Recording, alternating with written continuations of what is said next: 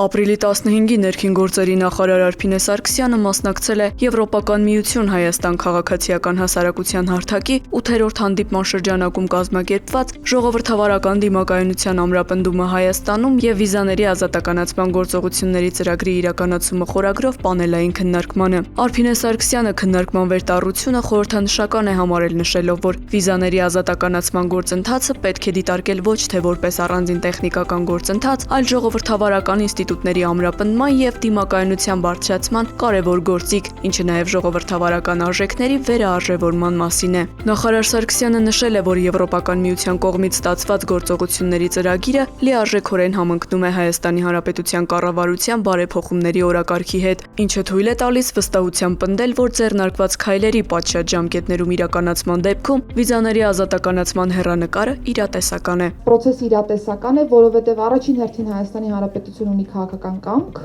իրականացնելու գործընթացը, մտնելու process-ի մեջ եւ այն հանգուցալուծելու ճիշտ տրամաբանության մեջ, եւ երկրորդը գնալով ավելի է սերտանում Հայաստանի Հանրապետություն Եվրոպական միություն հարաբերությունները, այն էլ ավելի ամրապնդվում, էլ ավելի նոր ուղղություններ են գրանցվում մեր համատեղ համագործակցության օրակարգում եւ եթե կա երկկողմ հանձնառություն, երկկողմ կամք, երկկողմ պատրաստակամություն, նվիրում, ջանք, ապա ուղղակի ժամանակի հարցը վիզաների ազատականացման process-ը Հայաստանի Հանրապետությունում ունենալը։ Ներքին գործերի նախարարը հատկանշական է համարել, որ թեև գաղափարական առումով գործընթացը պետության զարգացման մասին է, բայց քաղաքացու տեսանկյունից այն առաջին հերթին ճամփորդության ժողովրդավարացումն է, տեսանելի եւ շոշափելի փոփոխություն, որը կհեշտացնի մարդկանց կյանքը։ Արփինե Սարգսյանը շեշտել է, որ վիզաների ազատականացման գործընթացը կենսական նշանակություն ունի ոչ միայն քաղաքացիների ազատ տեղաշարժի, այլև գործարար միջավայրի համար։ Նրա խոսքով գործընթացը չպետք է սահմանափակվի միայն այցելություններով, անհրաժեշտ է Հայաստանի Հանրապետություն Եվրոպական միություն համապարփակ եւ ընդլայնված գործընկերության համաձայնագրի գործիքակազմը կիրառել եւ այն համալրել գործնական բովանդակությամբ, ստեղծելով բիզնեսի զարգացման համար առավել լայն հնարավորություններ։ Ընդգծվել է գործընթացում քաղաքացիական հասարակության ներգրավվածության անհրաժեշտությունը որպես